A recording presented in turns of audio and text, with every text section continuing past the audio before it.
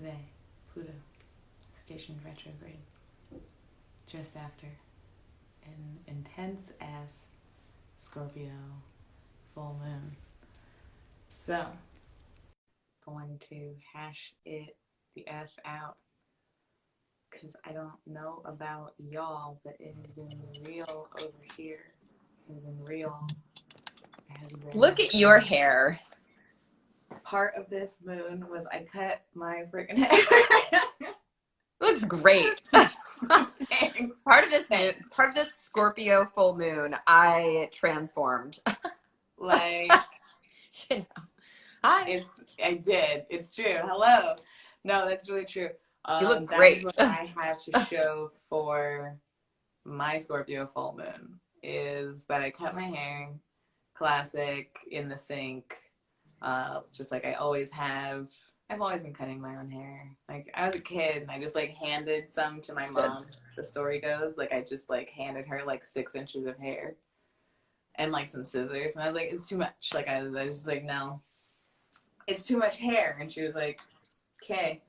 And that's just how that's always been, that's what I come back to. I'm always just like, nope, this is suddenly too much. It's like always a breaking point.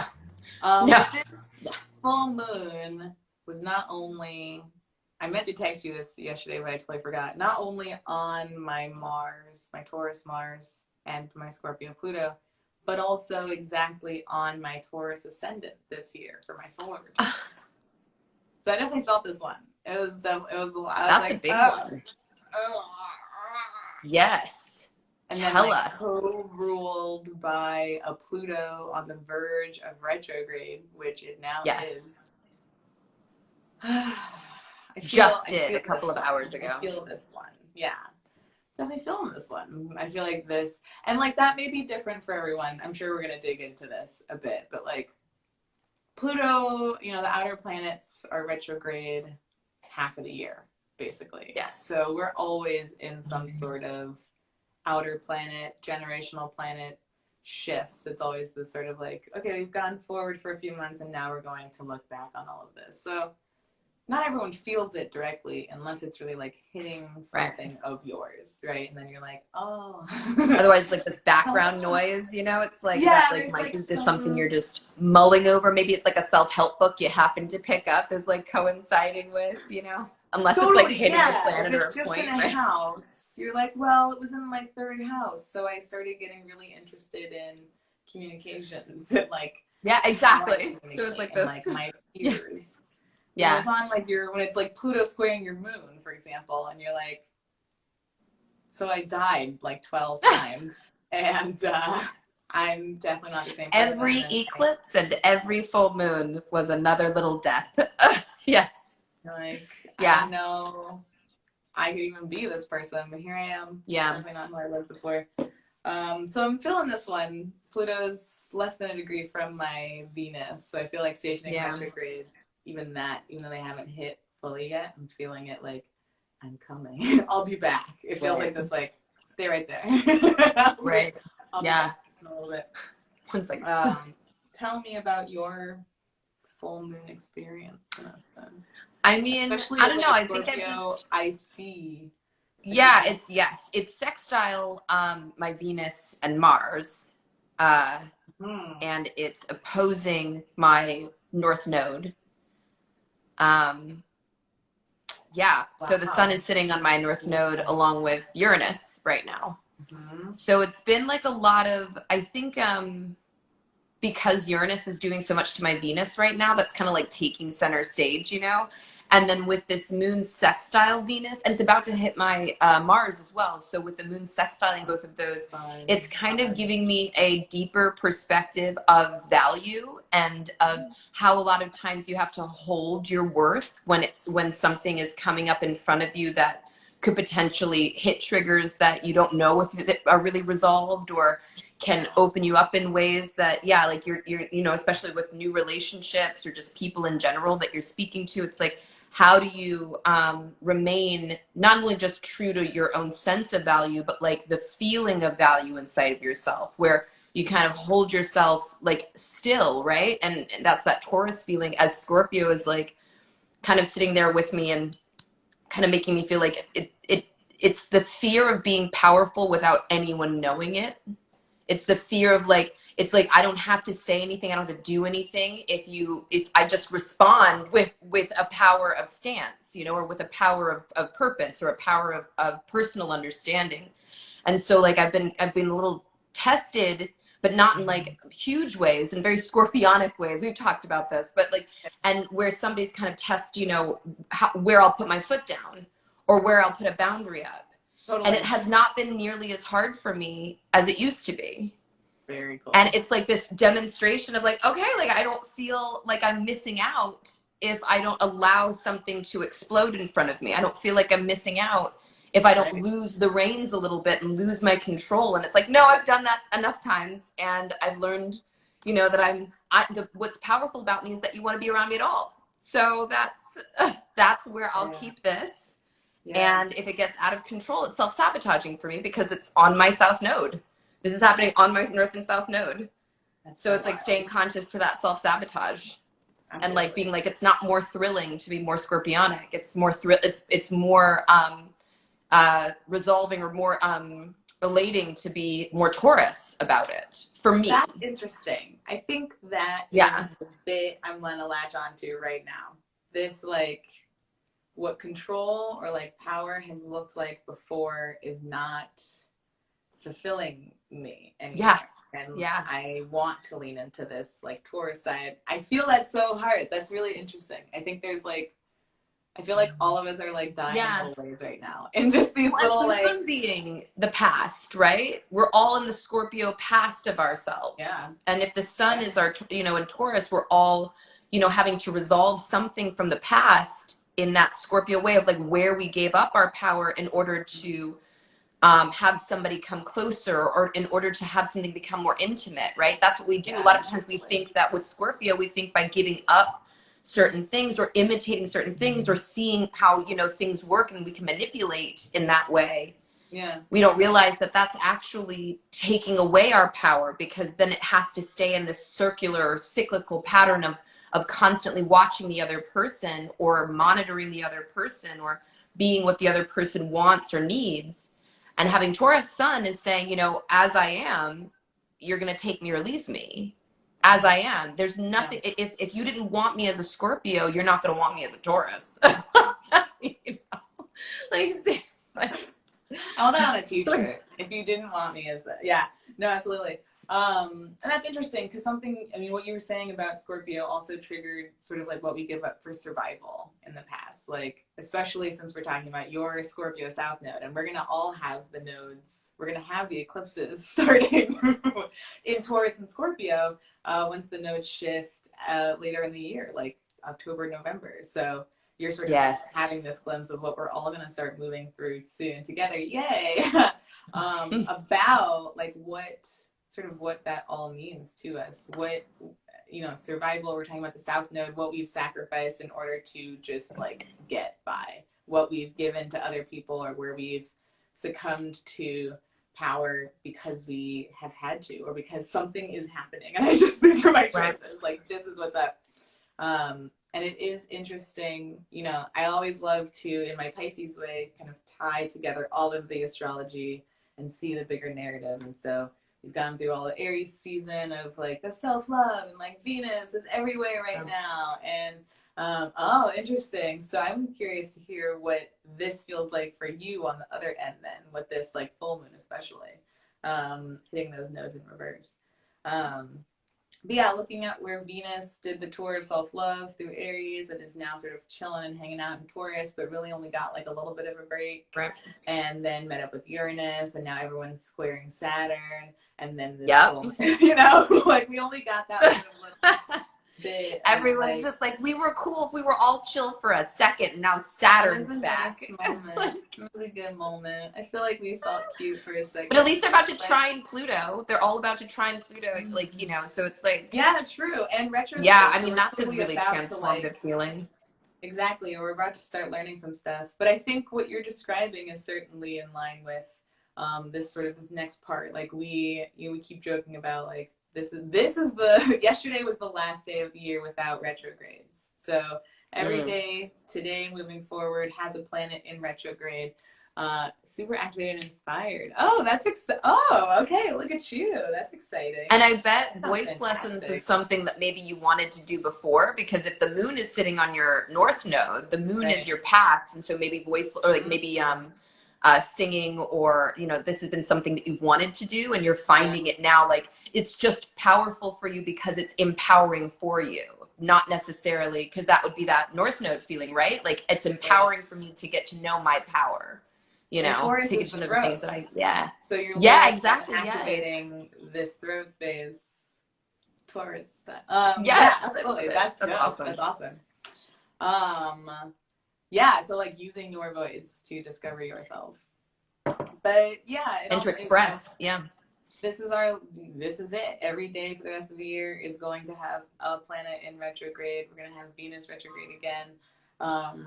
And it certainly seems right to me that Pluto is what kicks off this sort of bigger push, because we are feeling something deeper. We did all of this sort of like heart work basically in the past month, 2 months, all of the contacts to Neptune, all of the stuff through Pisces, Mars and Gemini being ruled by a Mercury hanging out in this nostalgic water space. So we've been doing this sort of like, I feel like we activated some sort of heart healing. And now there's something, you know, we moved one rock and like all of this sort of stuff is starting to like kind of that mold. Like, what is that?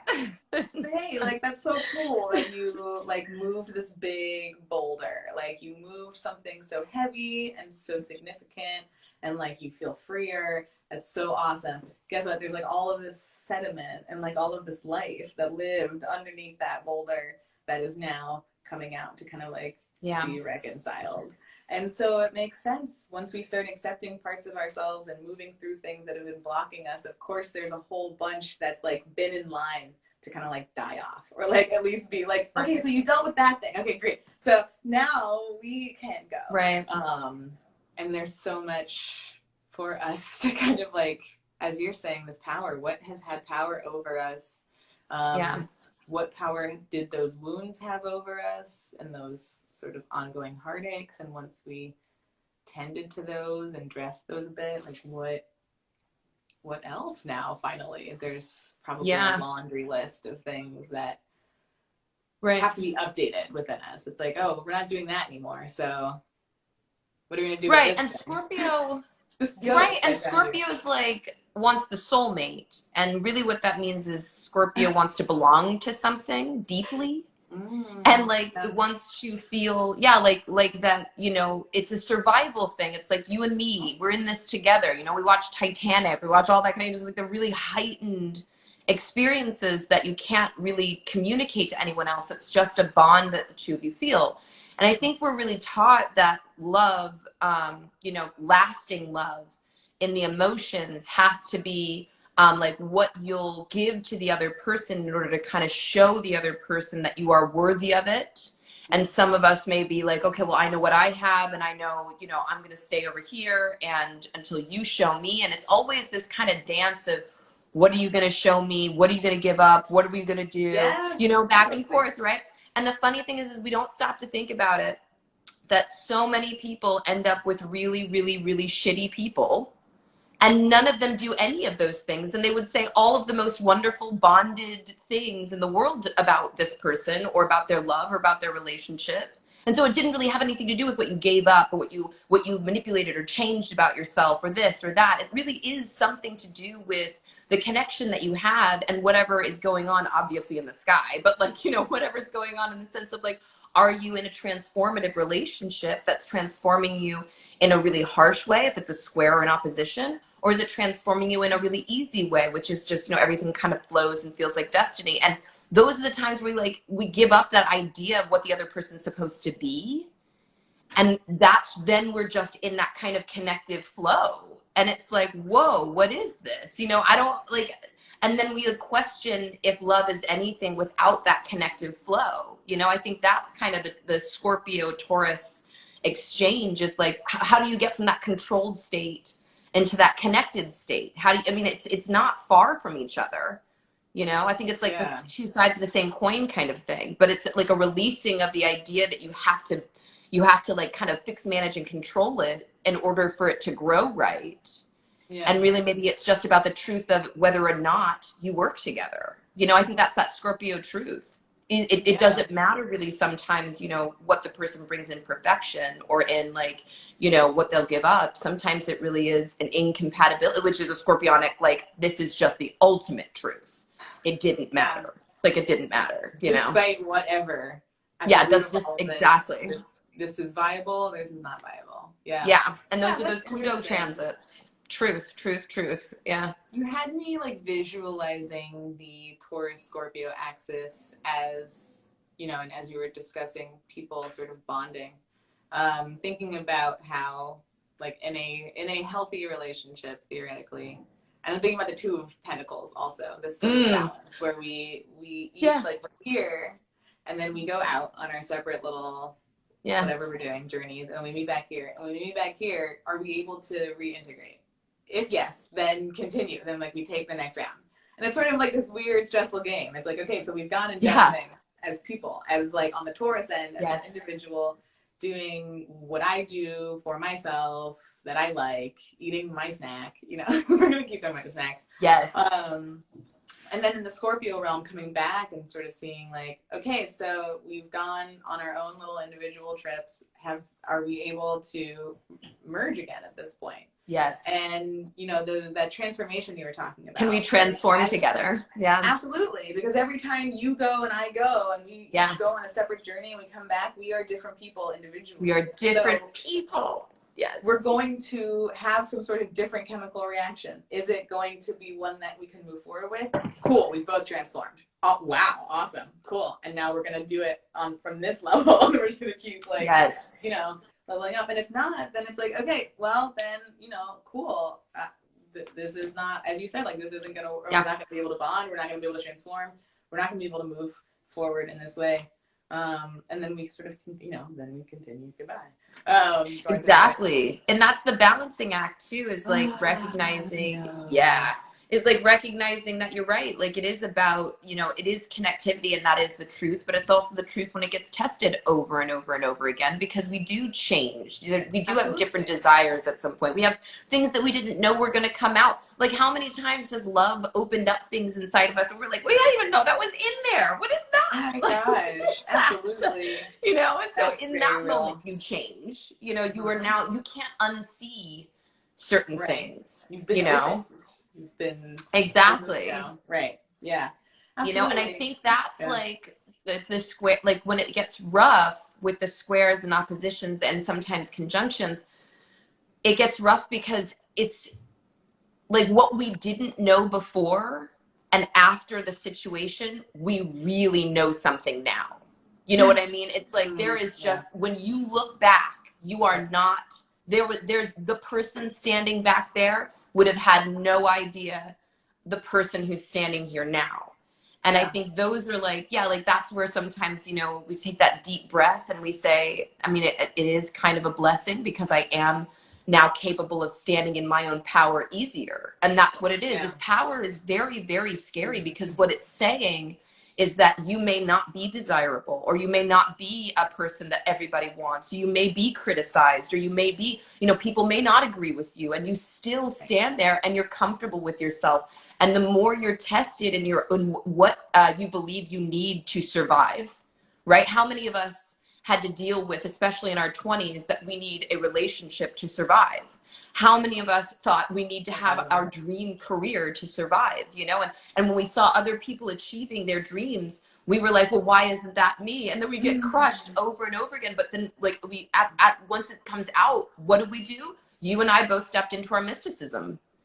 You know, we needed certain things to get crushed, like crushed, so that we were like, well, if all that's gonna just fly out the window, I can do whatever I want.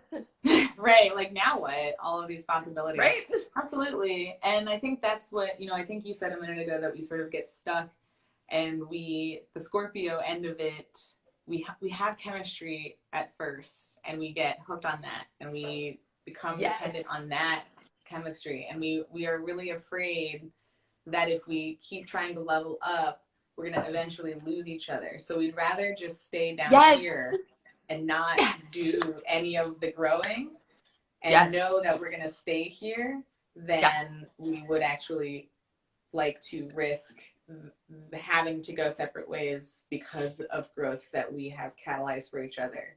It's interesting because, you know, like we talk about successful relationships. What does that mean? And it's like we think that if a relationship ends, that it wasn't successful. But the point is that we're supposed to grow. We are all here to catalyze each other's growth. I think I joked last time, which was a couple weeks ago, that like, you know, people are for a reason or a season or forever. And like that's true, but we get so scared of the being alone part or of the not, you know, not having that other not succeeding other part. Was that in some way success, you know, in something? Well, yeah, right. Well, right. It's like we conflate one type of success with, you know, the actual point, which is growing and learning and all the things. So that Scorpio part where we want to stay, we want to control, we lean into manipulation because we want to keep someone here because we feel safe keeping you here. Yeah. If I know where you are, then I'll be fine and you'll be fine. Everything's gonna be fine. But you know, as Justin's pointing out, like that's what we need. We need growth and healing in those spaces. We can't own each other. Literally, what we're talking about in terms of the history of slavery and owning people is on a consumerist and a commercial level, on a financial level, people and labor contributing to a system. But we are, I think, when the nodes shift, especially, going to be recognizing where that crosses into personal ownership, and we want to own each other. Like we want to know. I want to know where you're going to be, Vanessa.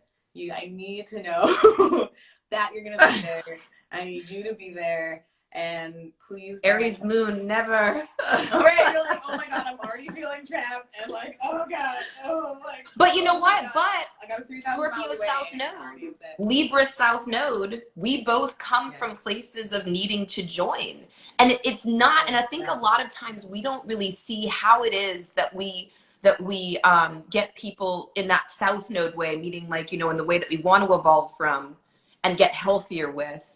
Like Scorpio goes limp.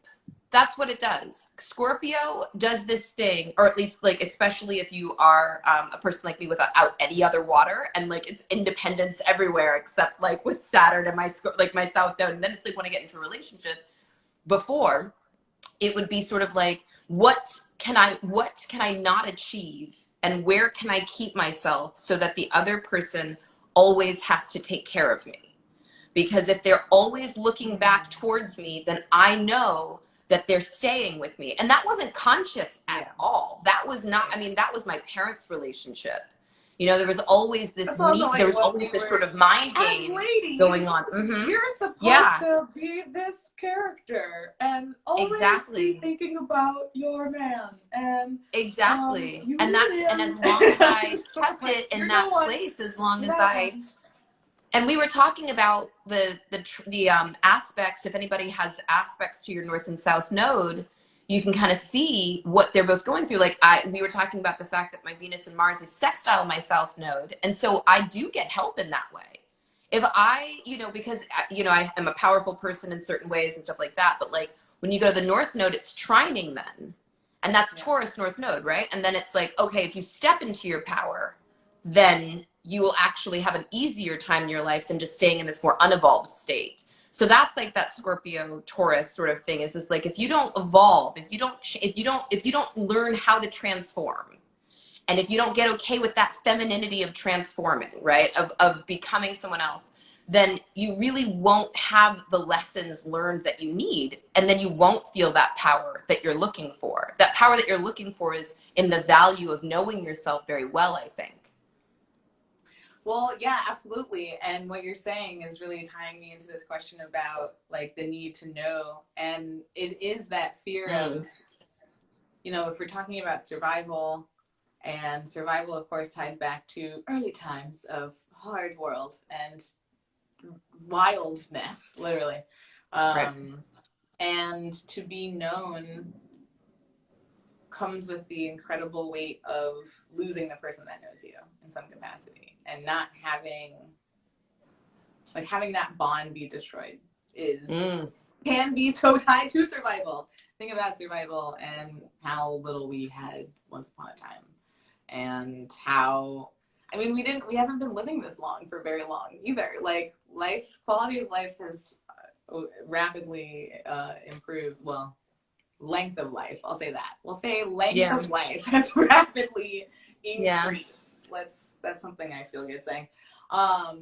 And so, like, loss was also something that we have encountered earlier and earlier in our reincarnations, or looking back at past versions of us. Loss is something that we're used to experiencing pretty early on.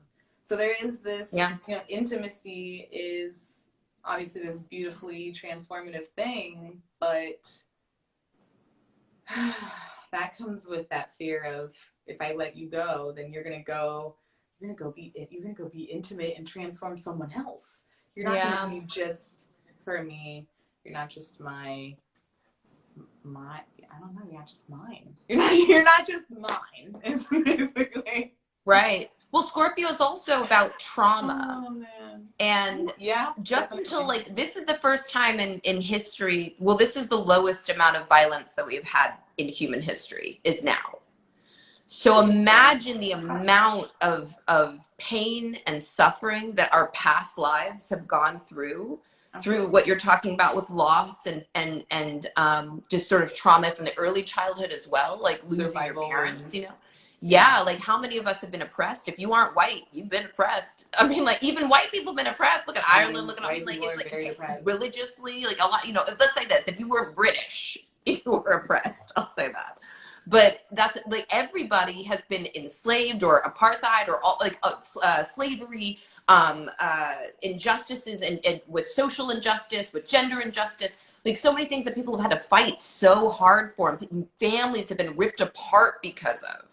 Yeah. And maybe it's that deep root of, like, please don't leave me because people have left me in very death-like ways. Scorpio, like, forever ways. Like, you saw your whole family, like, die ways, like, these are very painful. Like, our history is really painful throughout everyone's history is incredibly painful. All of it is very hard. Very painful. Yeah. Some really beautiful moments, but it was just much more violent than it is now. Absolutely. Well, even what we're describing now, basically the nature of the water houses as well, and looking at houses of endings, like houses of endings, literally loss. In the fourth house, I have lost my home in the womb, and like eventually I'm losing this perfect image of my mother and my family and the people who play these very important roles in my life. I am losing something by becoming independent, by being different than them. I'm no longer attached to you. So ultimately I am separate from you. Okay. Yeah. And the eighth house is absolutely death. Like, we can't control death. There's no rhyme or reason to death. I mean, the fourth house is that's an angular house. So you choose your family. That's very real. But ultimately you sort of make some sort of choice in terms of, like, this is who I'm going to procreate with, or this is who I want to live with. I want your babies. I want to all have a co-op and be the same sort of, like, I don't want to say tribe because that's obviously extremely problematic, but I want you to be my people. So there's some sort of choice in the fourth house with loss also too. It's like, well, I know that I've been separated, so who do I want around me to make because we only have so much time. And the eighth house is there's no rhyme or reason. We have no control over that. There's no agency. There's not an angular house that is literally smack in the middle of some other houses. And it's literally death has no rhyme or reason. We can't tell who is going to go when. We have very little control over the circumstances that ultimately end our time here, and that is so much of the eighth house. I am out of control in this space. I can't control who I was born to. I can't control what I've inherited from them on any level. I can't control the fact that I have to pay taxes, and I can't control the fact that I have no control over how I'm going to die or when. And then the 12th house, of course, and Pisces, where somehow we have to absorb all of that helplessness and still find some bigger picture to connect with. Okay, so I screamed coming out of the womb. Like that, my first experience as a human was the most traumatizing of my life. I've only been experiencing more and more trauma as I go. I'm only losing people I care about the older I get, and I don't know when it all ends. So I still have to move through all of that, accept all of that, let that glass shattering occur. Yeah. And still say, but it all makes sense somehow out here in the vast scheme of the universe, and that's where I find my peace. That's where I find my meaning in the universe. And then we have the 12th house, which is why everyone who has 12th house planets feels crazy, because what is the meaning? I'm what is the point? To synthesize meaning out of this, right? And it's like the meaning is there is no point and there is no meaning. My Saturn every day is like, so why are we doing this? Like, what? Oh, we're all gonna be mulch. Okay, so yeah, we should really. That's we should true. really get to it if that's what's happening. But that's, those are tough houses. Those are shadowy houses. Those are watery houses. The whole water journey is about loss and separation, and I don't know how we grow through it anyway. How we choose. And we're talking about how we choose. Right? And we're talking about two feminine signs. And so I think sometimes in this very like capitalistic driven, masculine driven experience that we're on most of the time, we feel really weird when we have to contend with things internally. And so seeing that the moon is in Scorpio, which is in its fall, but it's also, but it's water, so it's like, it's still emotional, but it's like, right, I don't know if I like it here. Element, but right? I don't know if I like the fact that we can't control this. I'm not this with is too big. We got into too big of a body of water. I don't like this. And then we have Taurus, which is the earth sign, which is I need to keep things very close to me. And because if I don't and somebody takes it, I won't have any for myself. So I've got to keep it all close. And Scorpio's like, I need to come in and like do something with it and use your resources and create something. And that's actually the unhealthy way of doing it. It's really recognizing the internal quality of both of your values, right? Taurus needs to keep creating its value internally, meaning it may not show up on you or you may not speak it. It's just a skill that you've acquired that you worked very hard on, and you get better and better and better at it. And whatever that is, it creates more and more value inside of you, right? Yeah. Or that's just one way of looking at it. You can say, you've cooked your whole life and now you have a valuable skill of cooking, it doesn't matter what it is. It doesn't have to translate into work, but you just feel more valuable because you have the ability to be on earth easier because you know how to do things, right? You have a way of being with it that makes it possible to create something that you can use. So then Scorpio has to say, hey, I'm really great with money and I'm really good at investments and I have all these great things and I know that what I have is really important. And I would like to come up to you and combine both of our forces and say that what I have is invaluable and what you have is invaluable. So that way we stay at an equal level, but we're still fusing intimately. Yes. Right. And we're able to continue a transformative process because it's not impossible for us to step back from each other, Right. Yeah. I mean, I feel like we're kind of dancing up to the difference between like codependence and interdependence, and back to that idea of like the Two of Pentacles or the balance, like we gotta do our own thing and like do this, but also we're gonna meet. This is where we overlap. This is like our Venn diagram, and so this is where we share what we both have, and it works for both of us, and it's cool. But then we also get to go back over here and do our separate things, and then we're gonna trust that when we go our separate ways, we're gonna still need that same thing from each other, and we're gonna come back and fulfill. I mean, consumerism especially is certainly founded on codependence. We're supposed to be codependent on brands, on corporations, on stuff. We brand loyalty, like you need us, we're the dudes for you. So, our whole system, back to the node shifting, it's definitely going to be interesting to see the South Node in Scorpio in terms of the broader systems and like the psychology at play within everything we do. and how it connects to everything that's been unraveling the past few years. Yeah. But, I just have a side note. Yeah. I cut the deck before we talked, and it was the Two of Pentacles. Ah, that's fun. And like, it's so funny that you brought it. That's awesome. Like, what? Oh my god, that's really cute. So that was a full moon Scorpio moment of interdependence. Like, 1000%. That's so funny. I mean, yeah, this we all have different relationships to where we, I guess, like experience codependence in our lives, and it's not just romantic. A lot of it is. A lot of it comes out in romantic relationships because that's that's sort of our biggest mirror is like whoever I'm romantically involved in with. If I'm so inclined, if I'm someone who is a romantic person, then you're gonna be my mirror, right? But like it definitely connects with, and that's what's so interesting and compelling about Pluto is that we're looking now at all of the deeper reaching things. With everything happening in Capricorn last year, with Saturn and Jupiter, we had all of these sort of tangible examples of like, oh, look at this falling apart, or like, we're talking about this thing now. But with Pluto, it's always so much deeper and more far-reaching than that. So I feel like there are these, even though we're experiencing perhaps over the course of this retrograde, and especially in the light of this crazy Scorpio moon, also ruled by Mars in its detriment too. So the moon was in Scorpio in detriment, and then Mars ruling it is in detriment as well.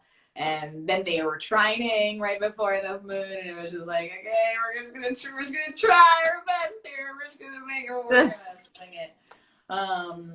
But there's so much sort of coming up to be purged about in the wake of everything that we've been moving through and accepting things and truths about ourselves and hurts and sort of addressing those hurts. Like where are we giving away power in little ways?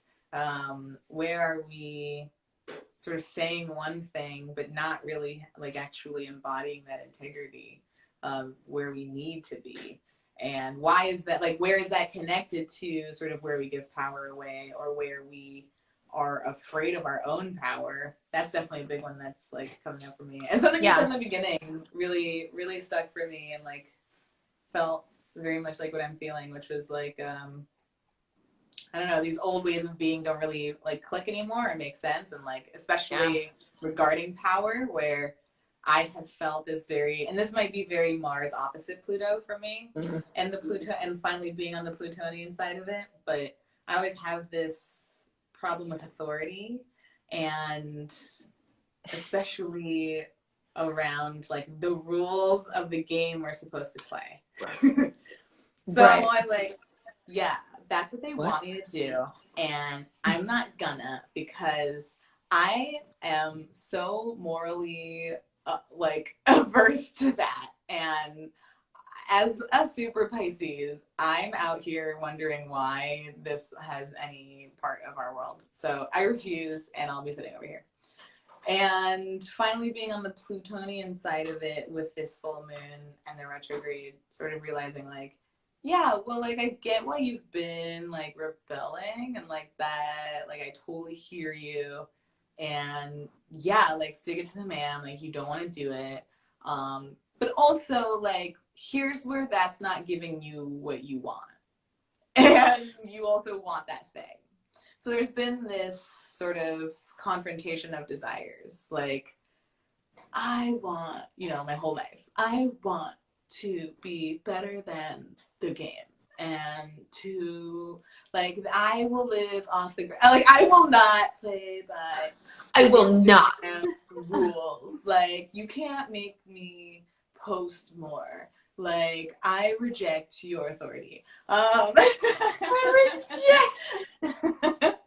And then like suddenly mature me being like, okay, but you're also not connecting with people in a way that feels good to you, and you are kind of like slipping through the cracks, and like you would like to be more present and having more conversations with people who like the things that you like. So so we also like that. Like we also think that that's important.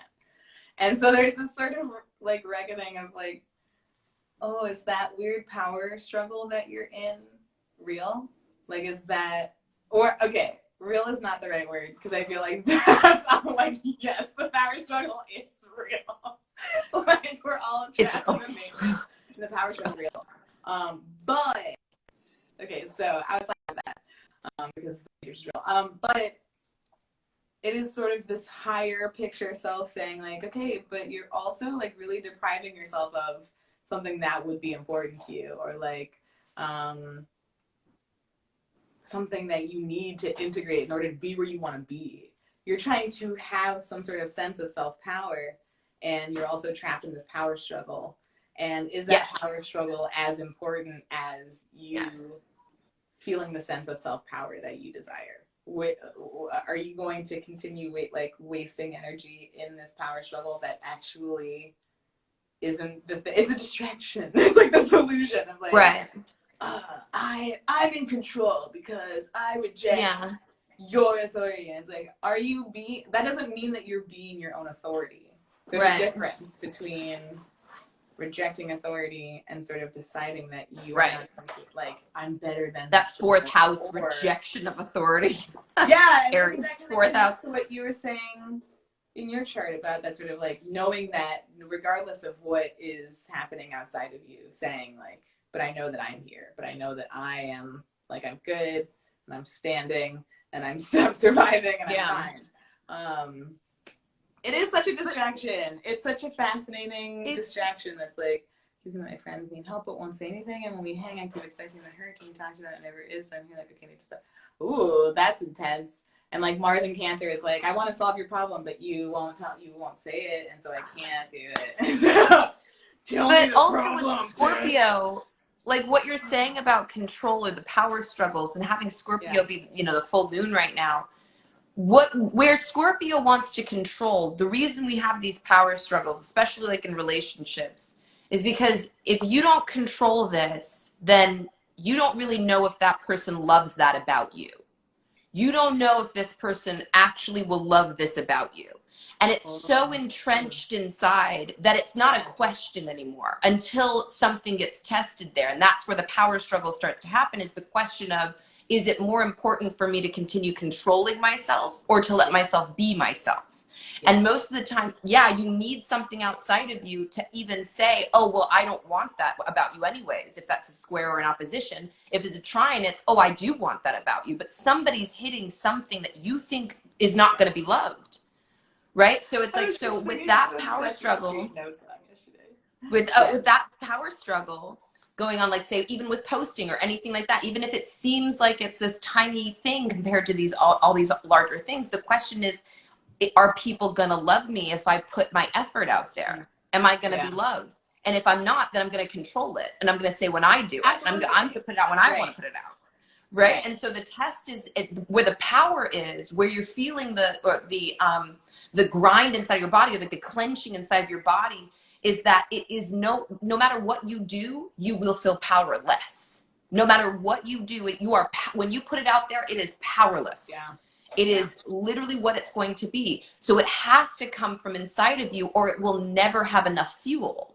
You will never be able to fuel it long enough to see it grow into a Tauresian sort of thing, which is, I don't care if it doesn't love me back. I'm going to love it. I don't care what happens, when I put it out there.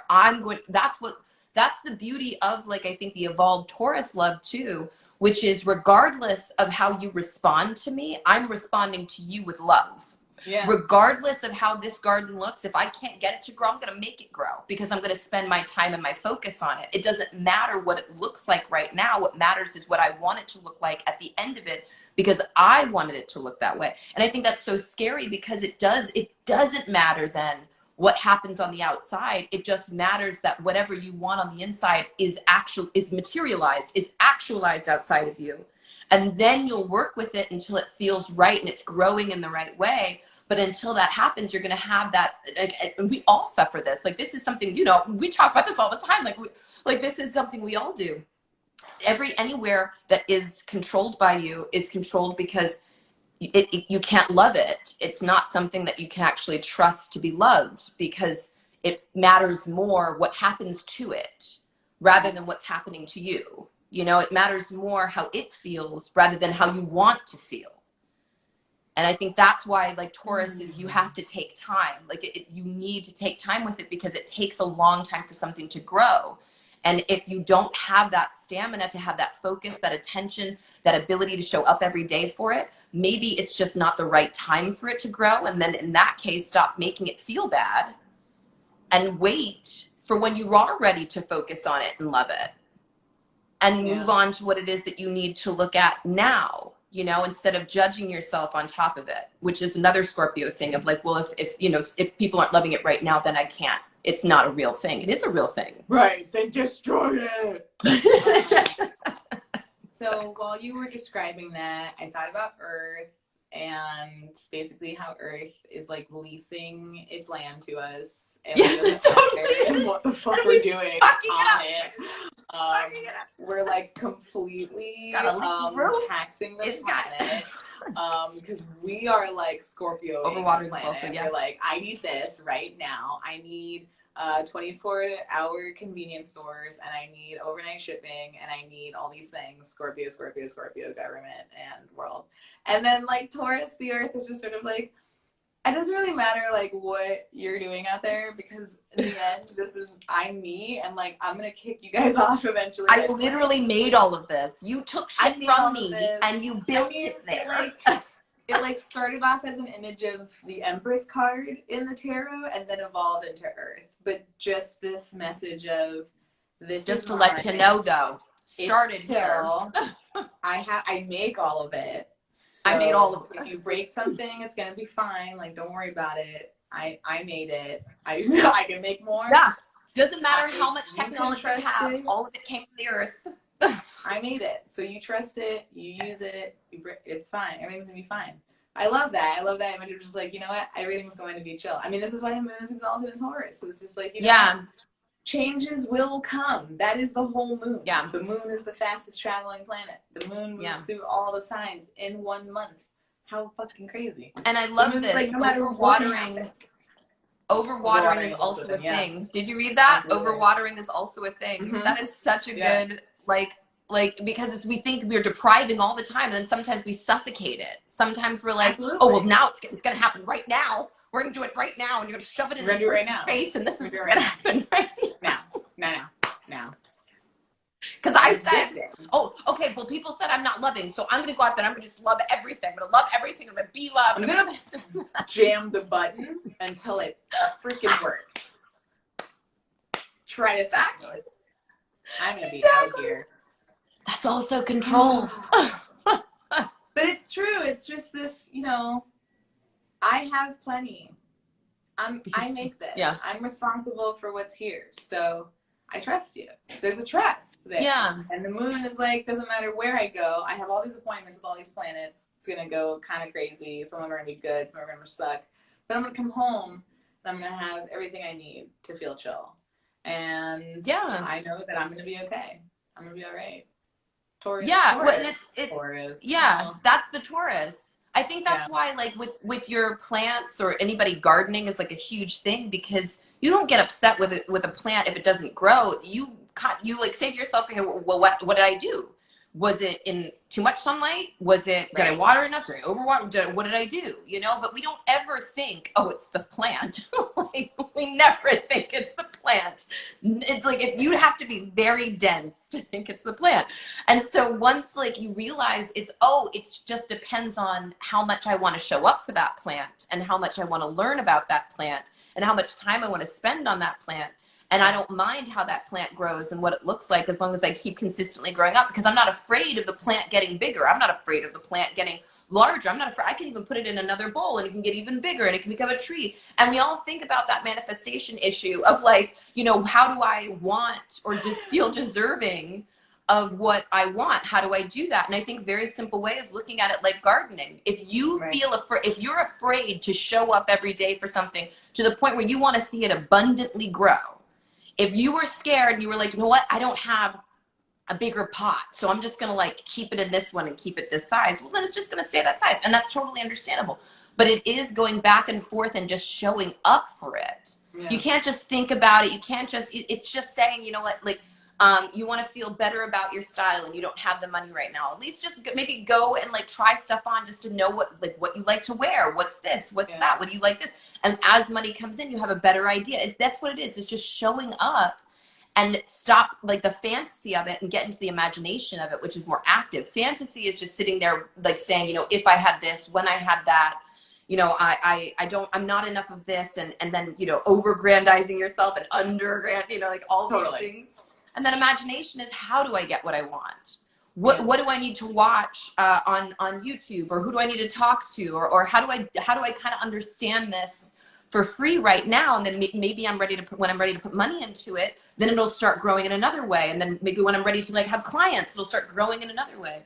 You know, I think that's like really setting Taurus up, the sun of Taurus up for real success, is sort of allowing that moon to dissipate and saying, you know, what I have internally is really, really powerful. And I know that together, my desire, my obsession to continuously show up for something will make it happen the way that I want, like the way that I want to see it happen. And I can actually work with it because I'm willing to be there for it, and not like just be so controlling that it has to go one way or the other. It's like, I know what I want overall. I know what I want to look like. And I want to accumulate more skills and more value in order to make that happen. I want to make sure that every day that I don't feel successful, I wonder, well, what is it that I'm missing? Is it a nap? Is it a book? Is it a shower? What is it that I need to do to feel successful in my life immediately? You know, it's not always money. It's not always, like you were saying, it's, you can find it in your fridge sometimes, you know, like, what are you, hungry? Like, do that. Well, yeah. I mean, Taurus is the first earth sign, and we talk a lot about Virgo and practice and what our routines are, you know, how we manage our time. And so how we build up to what's going to be part of our routine and what's going to be how we spend our time is, or starts with, what we are willing to learn and experience in Taurus. Like, Taurus is that first sort of tangible experience of something that ignites your senses in some way, that you decide, oh, I'd like to experience more of this. I want to build this into I want to bring this into my routine. This adds value, and, you know, and good and wellness to my being.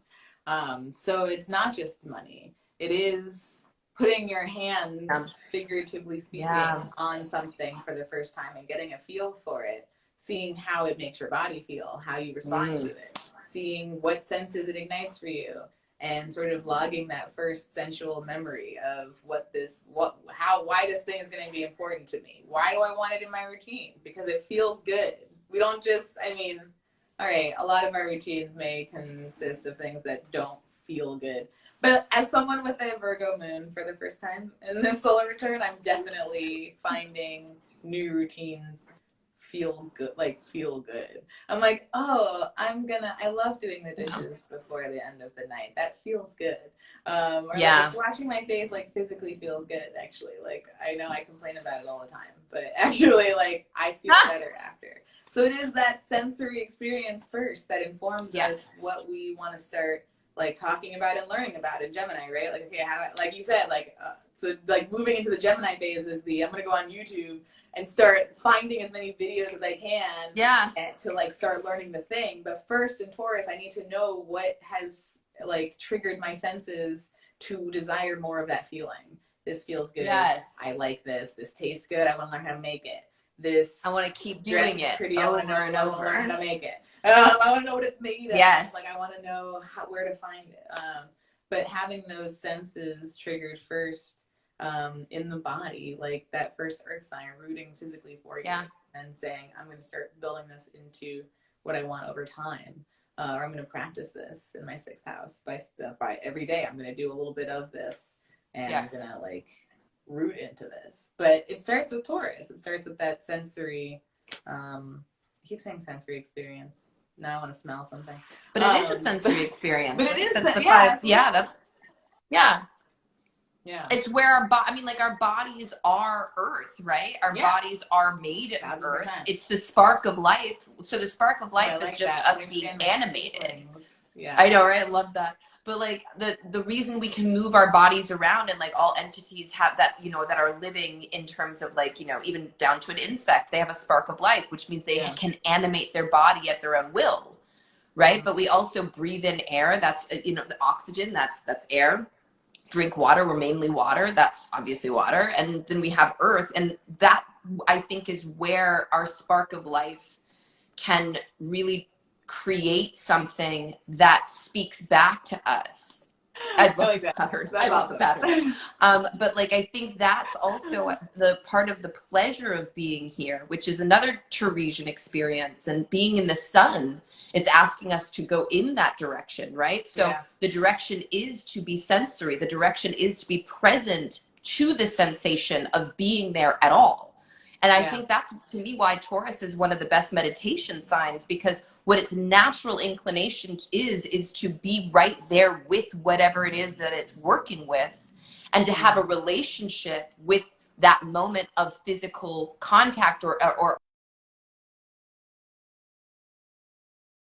the step we skip a lot in favor for mental contact, when, like you said, it's not the Gemini's third, it's not second, it's third. So we have to get back to this place of just being okay with being here at all. Yeah. And then the conversation,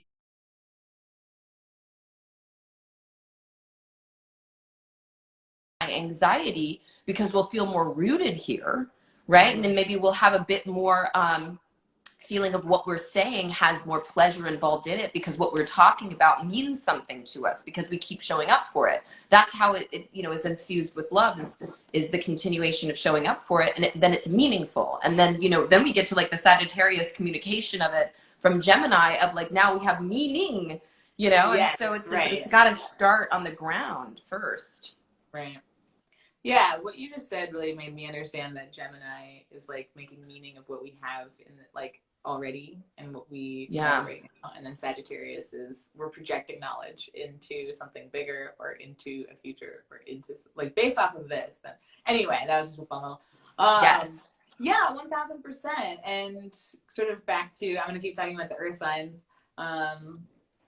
That sense of like, when we're in Virgo and thinking about time when we practice, it's based off of what we want to keep sensing, right? And so you're right. Like, how do I? That's like, how am I? If I'm going to be here, I'm going to accept that I'm here. I'm going to accept that these are this is my body. This is my relationship to my body. This is what my body needs and wants and enjoys. That's going to make this worth my time. Okay, great. Yeah. These are the things I'm going to build into my time now. I'm now building. Yes. I feel like that. Yeah, that sort of sixth house-ness of it is very like, to keep enjoying this, I have to be like mindfully practice it. But in the Taurus part, we're still at the discovering what feels good. Discovering, I like that it's what's worth my time. Like, what's gonna make it okay for me to be here. And that you do so much stuff you don't want to do. Snacks. This feeling of like, if this is what I'm gonna do, then this is what I need to do to eat. Like these are the things I need to eat. Yeah. To even just be on this planet. Like, okay, fine. So I think like pleasures. Yes. I feel like Taurus gets like that bad rap of lazy, and like, I know, like, you know, Mars and Taurus isn't the most fun, you know, because Mars wants to go, you know, exactly. But like, I feel like, I mean, my Mars wants to go, right, until it's like, not me, but okay, I got bored. But I feel like it's also our huge judgment towards ourselves when we can't communicate something we're experiencing. And so therefore then it's not worth experiencing. If it's not something we can put up on social media, if it's not something that we can, you know, tell at a party, if it's not something if it's not, you know, if it's just for you and it's not even cool enough to be documented. You know what I mean? Like, what does it exist? No. We skip over that a lot, because then we're like, oh, but I can't convey that. And I think that that's one of those reasons also with the meditation of Taurus, is that to be able to go out and do that is to also really get back that independence that Taurus needs, opposing Scorpio. And it's the independence of the body. If you want to go and sit on the beach and do nothing and read a book and not tell people, that is your right to be with your body by yourself and enjoying your space without any looming eyes. We're all like incredibly scared of criticism.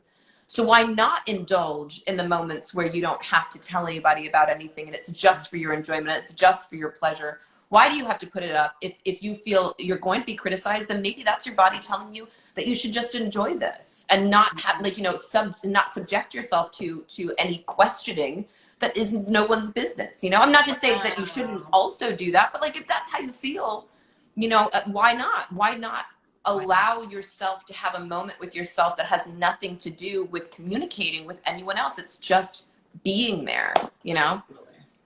Absolutely. Damn. That's beautiful. I think that's it. I think that's where we end. Taurus North Node. I've been trying, man. I'm here for it. Clearly, you are trying. As Uranus approaches, you are definitely understanding what that looks like what it all means, Basil. But what it all means. Nothing. It means nothing. It's meaningless.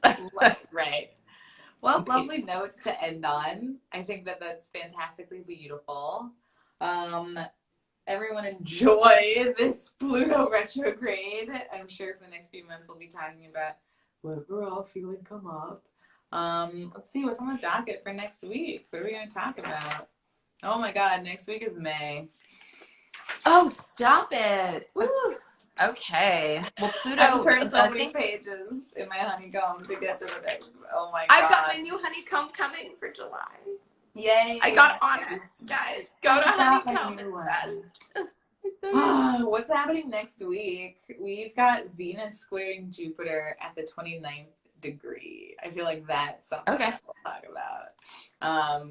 Because it's Venus. Oh, I would love to talk about that because I'm curious if anybody has Venus square Jupiter in your charts, or I mean any Venus Jupiter, but like that's a very, because they're both the benefic planets. So having them square is like, yes, they are. And for us on, is it Saturday? Yeah, for us on Saturday, it's at 29 degrees also. So it's going to be like in square. They're already quite. So they'll be trining Pluto too. Then, yeah.